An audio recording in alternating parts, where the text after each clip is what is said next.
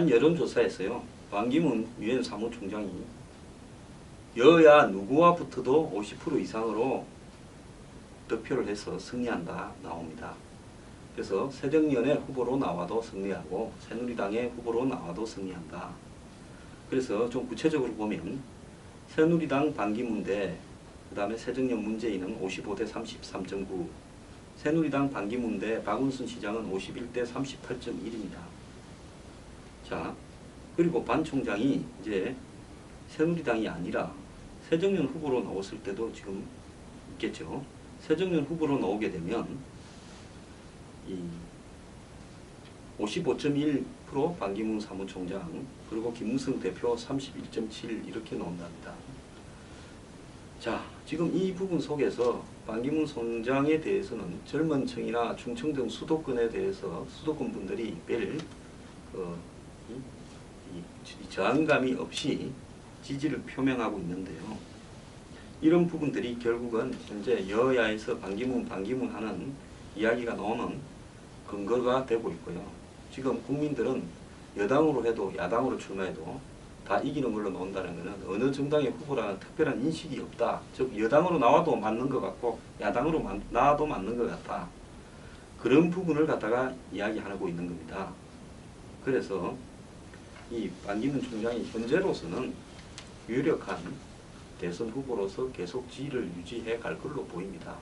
문제는 중요한 것은 뭔가 하면요, 본인이 자기 주변 정리를 잘하는 것과 그 다음에 대선 후보로 나서는 순간에 진흙바닥에서 이전 투구를 해야 되는데 그것을 견딜 수 있는가. 또 본인이 어느 당으로 가든 누구든 반기문을 갖다가 모셔가기 위해서 그냥 출마만 하겠다고 하면 대선 후보 하십시오 하고 상석을 내주지는 않을 겁니다. 경선을 해야 될 건데 과연 대한민국 정치판의 경선에서 반기문이 버텨낼 수 있을 건가. 이 부분에 관한 것은 전적으로 반기문 사무총장의 능력에 달려있는 겁니다. 그래서 반 총장은 지금부터 주변 정리를 굉장히 잘해야 될 거고요. 지금까지 나온 의혹에 대해서도 잘 정리를 해야 될 거라고 봅니다. 더 나아가서 어느 쪽으로 가든 치열한 싸움을 해야 될 건데 경선을 해야 된다면 그 경선에서 어떻게 이겨야 될지도 좀 생각을 해야 된다고 저는 봅니다. 지금 뭐 이거 물으면요, 안 한다 하지만은 정작 대한민국 국민 중에는 반기문 사무총장이 대선에 나오겠냐 안 나오겠냐 하면 제가 볼 때 한 70%는 나올 거라고 생각을 할 것 같습니다. 그렇기 때문에 뭐 나오냐 안 나오냐 말을 하는 것은 본인이 처해 있는 위치 때문에 그러는 거라고 생각을 국민들이 다 하고 있으니까요. 정말로 대선에 나설 생각이 있다면 각오를 단단히 하고 주변 단속을 잘 해야 되겠죠.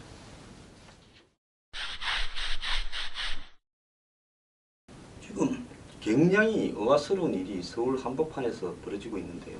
때로는 공포 영화나 미스터리 영화의 한 장면 같은 일이 지금 벌어지고 있습니다. 뭔가 하면 서울의 양천구에 있는 목동화 쪽 아닙니까? 다나의원이라는 데서 집단 시형 감염이 그 병원을 방문했던 내원객들한테서 생겼는데 총 한 최근에 몇 년간을 합쳐보니까 2269명이 내원했는데 이 주사기를 100원짜리 주사기를, 원래 주사기라는 거는 한번 쓰면 버리게 돼 있지 않습니까? 계속 썼다는 겁니다. 안 버리고요. 그리고 거기에 수액도 남은 게 있으면 그 수액도 계속 썼다는 겁니다. 그래서 지금 여기서 굉장히 미스터리는요, 주사기하고 수액 그게 얼마를 한다고 그런 거를 갖다가 버리지 않고 왜 사용했는가에 대해서 좀 정신적으로 문제가 있는가, 이런 문제까지도 지금 나오고 있는데요. C형 감염자가 그것 때문에 지금 25일까지 66명으로 늘어난 겁니다. 그 병원에서. 그러니까 주사기를 계속 쓰게 되면 감염이나 이런 여러 가지 병원의 에이즈나 이런 부분에 감염될 가능성이 매우 크죠. 그래서 지금 이 병원을 다녀간 분들한테는 보건당국이 전부 통보를 해서 검사를 받아라, 지금 이야기를 하고 있는 겁니다. 그런데 원장이요, 나이가 많지 않습니다. 52살인데요. 3년 전부터 심각한 뇌손상 후유증과 수전증이 있었다. 그리고 장애 2등급을 받았고 무면의 아내가 연수 대신받고 환자 혈액 채취 검사도 지시했다. 그리고 이 병원은 뭐 다이어트하고 관련 있는 병원이라고 지금 그렇게 제가 간접적으로 어디서 들었습니다. 간 환자들 중에 주사 처방을 주는 게 98.1%래요. 100명 가면 98명은 주사를 맞게 된다는 이야기입니다. 처방에. 주사 처방률이 엄청나게 높은데요. 2008년부터 지난 하반기까지는 87에서 99%까지 주사 처방을 했다는 겁니다. 그래서 왜 원장은 이렇게 장애 2등급을 받고 뇌손상 수전증이 있는 사실상으로 의사를 할 수 없는 상태인데 부인이 대신하면서 병원을 운영해오고 그리고 또 그 병원에 주사기를 반복해서 쓰고 100원짜리 주사기인데요. 그러면서 수액도 남은 잔액을 또 쓰고 이렇게 했는지 이거 정말 한 40년, 50년 전에 있던 이야기들이라고 볼 수 있지 않습니까? 자, 그래서 이 부인이 의원을 사실상 운영하는 대리원장이다. 이런 이야기까지도 나오고 있답니다. 그래서 지금 이 부분에 대해서 수사가 들어가고 있는데요. 이 지경이 되도록 소문이 안 난 것. 그 병원에 간호사들도 있을 것이고 인근의 병원에 이 라이벌들도 있었을 것이고 병원 해패도 있을 거고 하는데 어떻게 지금 이런 일이 벌어지고 있냐. 저는 이 소식을 듣는 이 뉴스를 보는 순간 좀 이 공포감이 들었습니다. 이 사람들이 100원 때문에 이런 것 같지는 않고 무엇 때문에 이랬느냐. 안 그러면 정신 이상자들이 집단적으로 병원을 운영한 것이냐. 그리고 이런 것들이 어떻게 밖에 이렇게 알려지지 않고 2,300명에 가까운 내원객들이 드나들 수 있었는가. 이 병원이요, 뭐 다이어트 관련해서 뭐 상당히 좀 알려진 병원이다, 뭐 이렇게 저는 들었는데 정말로 이해가 가지 않습니다. 어떤 범죄 행위나 어떤 사고를 치면 그 사고에 목적이 있기 마련인데 정말 한번 생각해 보십시오. 지금도 저희 말하는 저도 지금 오싹합니다. 왜 이런지요, 철저하게 수사를 해야 될 것 같습니다.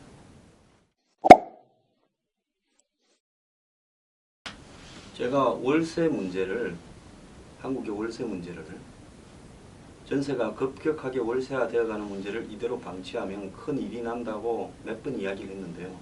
오늘은 조선일보에 기자 한 분이 아마 영국에 가본 사람 같은데 템즈강의 월세 난민들 해가지고 기사를 썼습니다.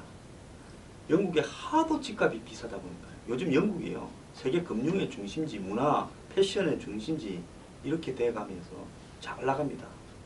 런던의 집값이 말을 못합니다. 월세가요. 그러다 보니까 템즈강 위에, 수상보트 위에 좀 싸게 이렇게 세를 놓는 사람들이 있어서 거기에 거주하는 사람이 3만 명이나 된답니다. 그러니까 강 위에서 사는 거죠. 그런데 런던 시내 평균 월세가 460만 원이라는 겁니다. 서울도 지금 한 150만 원 이상은 평균 월세가 될 거다 이렇게 보고 있는데요. 자, 지금 이런 전월세 문제뿐만 아니라 내년부터 이제 집을 사게 되면 지금까지는 이자만 일정하게 좀 내다가 시간이 좀 지난 다음에 그 기간이 지난 다음에 이자하고 원리금을 원금을 같이 내는데 이제는 이 부동산 대출이나 가계부채를 갖다가 단속하기 위해서 이제는 그게 없이 처음부터 원리금을 같이 내야 된다고 정부가 정책을 또 갑자기 바꿨습니다. 그래서 이 100만 원 내던 사람이면 200만 원 정도 내야 된다는 겁니다. 집을 사기 위해서 돈을 빌리면요. 그래서 지금 월세는 오르고 또 집을 산 사람도 뭐 자기 돈 다 들고 집 산 사람이 누가 있겠습니까? 그러면 원리금, 대출금을 부담을 갚으려면 결국은 교육비, 외식비, 의복비 이런 거 다 줄여야 되고 이러면 결국은 뭐 소비가 줄어들고 수요가 줄어들고 기업은 또 위축되고 왜 기업이 팔 게 있어야죠. 안 사는데. 그래서 전 산업 분야에 이 영향을 미쳐갈 건데 그래서 그렇게 되면 마지막에는 집빚도 없이 자기 집을 갖고 있는 사람도 결국은 뭔가는 하고 살 건데 그 사람들도 나중에는 어렵게 된다는 겁니다. 최종적으로는. 그래서 월세가 지금 작년 3분기보다 1년 사이에 23%나 올랐다는 거예요. 어마어마한 수치입니다. 그리고 전월세 거래에서 월세가 지금 40%가 넘어가면서 곧 내년쯤 되면 월세가 전세보다 훨씬 많을 거라고 지금 예측이 되고 있어요. 전세는 지금 100년 동안에 한국에 내려오던 전통적인 제도인데 이게 지금 없어져 가는 겁니다. 곧 없어질 거라고 저는 보고 있습니다.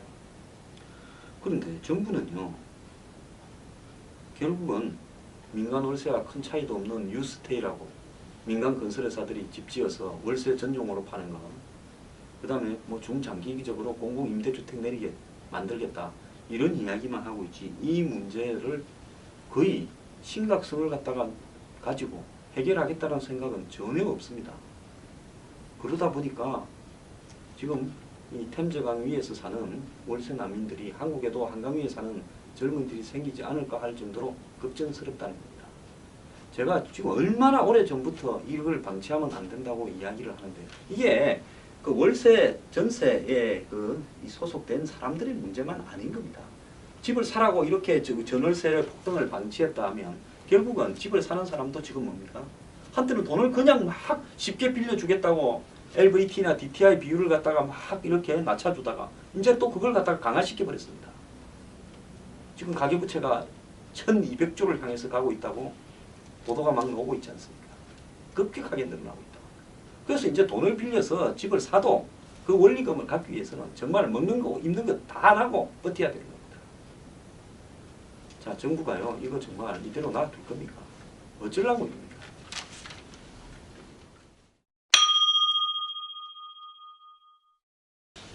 제가 천안시가 수백억 들여서 야구장 짓는다고 했는데 야구장 짓는 지역에 땅값이 갑자기 올라버리면서 그 땅을 사면서 야구장은 벤치도 없이 허벌판에 그냥 야구장만 지은 이야기를 한번 했습니다.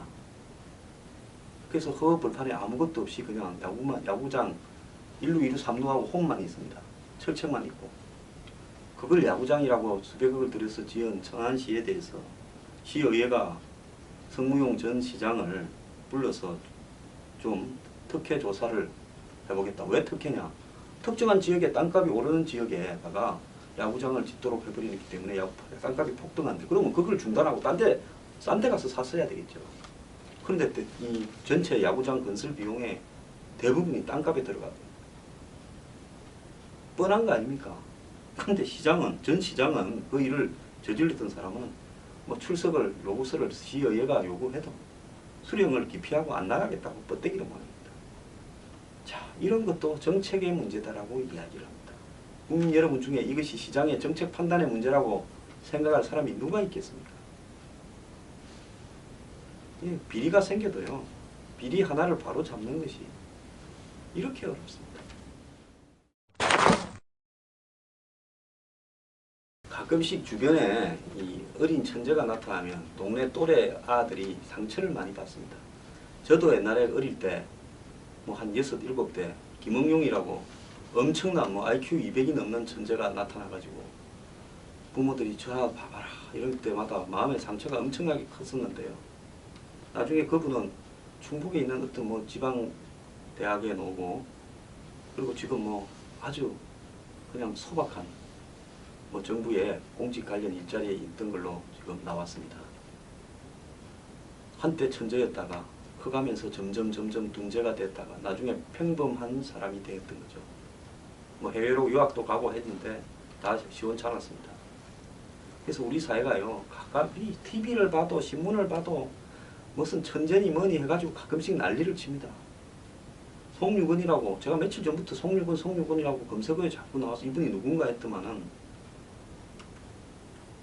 5살에 곱셈을 하고 7살에 미적분을 푸는 등 수학의 재능을 보인 송군은 중고교 과정을 검정고시로 졸업하고 8살에 인하대학을 입학하면서 국민적인 관심을 모았고 대학에 부적응해서 8살 대학에 가 대학에 적응이 되는 게 비정상이죠. 그래서 대학을 자퇴한 뒤에 11살에 이 과학기술연합대학원 대학교 즉 UST라는 데다 입학을 해서 우주항공학 석박사 과정을 밟아왔는데 여기에서 이제 이 박사 학위를 받기 위해서는 UST에서 학위 논문과 별도로 국제학술지에 업무적으로 한 편 이상을 논문을 발표하기로 하는데 18일 UST의 박사학위 논문 심사 과정을 이 학생이 통과를 했어요. 그런데 뒤늦게 이 학생이 국제학술지인 전체 물리학 저널에 발표한 논문이 표절 판정을 받은 겁니다. 미국의 전문학회가 그 논문이 표절인 걸로 확인이 되어서 논문을 철회한다. 즉 잡지에 게재됐던 것을 철회한다고 발표한 겁니다. 그러다 보니까 지도 교수가 인용 표시를 누락해서 100% 내 잘못이다 이래 됐는데요. 이 천재 소년은 앞으로 살아갈 길이 정말 또 까마득히 해졌습니다. 그래서 저는요, 자기 자녀가 천재라고 생각하는 부모들한테 좀 한마디 해주고 싶은 거예요. 특출나게 각 애들이 성장 과정에서 내가 비약적으로 발달하는 과정에서 어떤 부분에 재능을 드러내는 사람도 있습니다. 레이맨 같은 영화를 보면 뭐 이 수학적인 부분에서는 거기에 레이맨, 더스틴 호프만이 연기한 레이맨이 탁월합니다. 기억력이나 그런 어떤 부분들이 결국은 종합적으로 한 사람의 두뇌를 결정해서 이 사람이 천재다라고 하는 부분은 되지 못하는 겁니다. 어느 순간에 그런 비범한 재능은 없어져 버릴 수도 있고요. 그걸 한 개를 특별하게 잘한다고 해서 예를 들어서 일찍 그냥 대학 석사 박사 마치고 유학 보내고 이러는데 그런 사람들 중에서 나중에 한 30, 40대에서 천재인 사람은 거의 없고 50쯤 돼서 세상에 알려지는 사람도 거의 없습니다. 아들 망치려면 어릴 때 천재다라고 하는 겁니다. 그래서 부모가 자기 자녀가 좀 비범한 데가 있다고 느껴도요. 학교 일찍 나가면 뭐 할 겁니까? 남 대학 갈 나이에 대학 가고요. 그리고 좋은 학교에 가도록 또 좋은 학교에 유학 가도록 이렇게 하면서 단계를 밟아가야지 이런 식으로 부모의 욕심이 자녀를 망칠 수가 있다는 걸 부모들이 알아야 됩니다. 또 이런 천재 하나 나타나면요. 주변에 숱한 사람들이 상처를 받고 또 애들 교육열에 불타는 한국의 학부모들이요. 애들을 달달 볶아 죽입니다. 이 학생 때문에요. 달달 볶이는 학생들도 많을 거예요. 제발 천재 타령 좀 그만합시다.